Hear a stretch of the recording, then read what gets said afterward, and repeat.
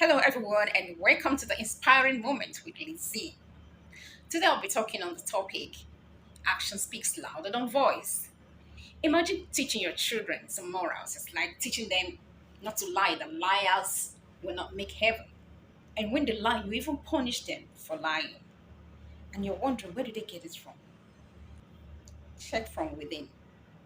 Sometimes those occasions when you make calls or you receive calls from someone and you're telling the person, oh, uh, I'm not at home. I'm heading somewhere right now and you can't get me at home.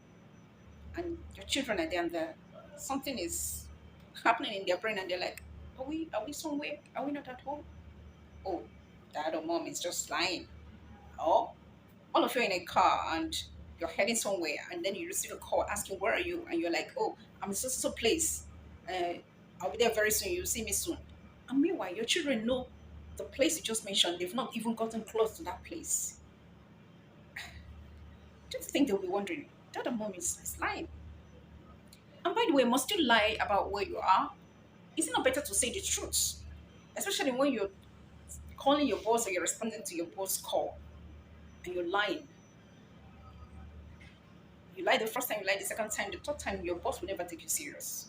But if you say the truth the first and second time and the third time you say the truth, your boss will take you serious and will respect you for being a truthful person. Don't you think it pays better off that way than lying? And in that way, you're also teaching your children that moral, not to lie. Talking about stealing.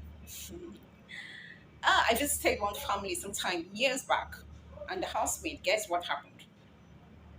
While she was cooking, she picked a very big meat, chewed into her mouth, and was chewing it, despite how hot it was, in the name of testing the meat.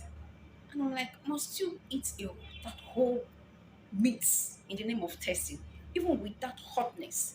When I checked her tongue, the tip of her tongue has turned to black because this is what she does always, and it keeps burning. That hotness keeps burning the tongue.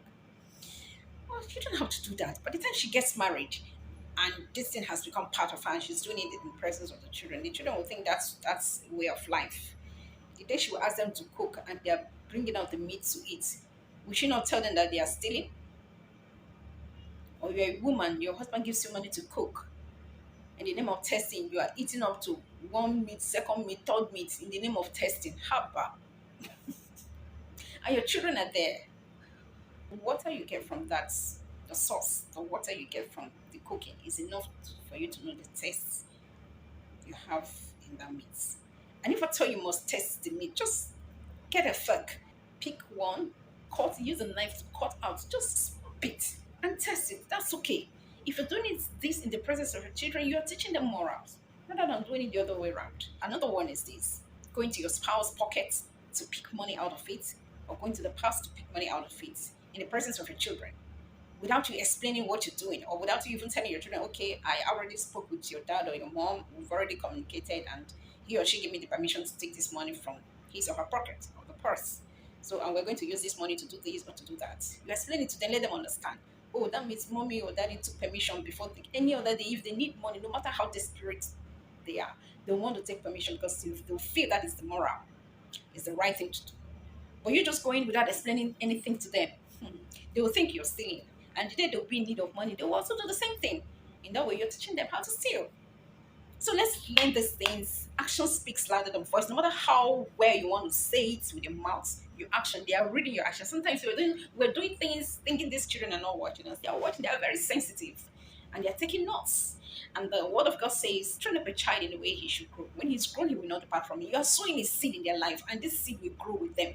When they go to school, to boarding school, or wherever they find themselves, even if they're influenced negatively by those around them, at the point they will not feel comfortable because they will know that this is not the way they grow.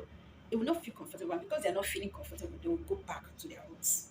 Get it? So let's know what we're doing in the presence of our children and teach them what is right so that when they are grown, you will be the one to enjoy them first before the society even will enjoy them. See you again.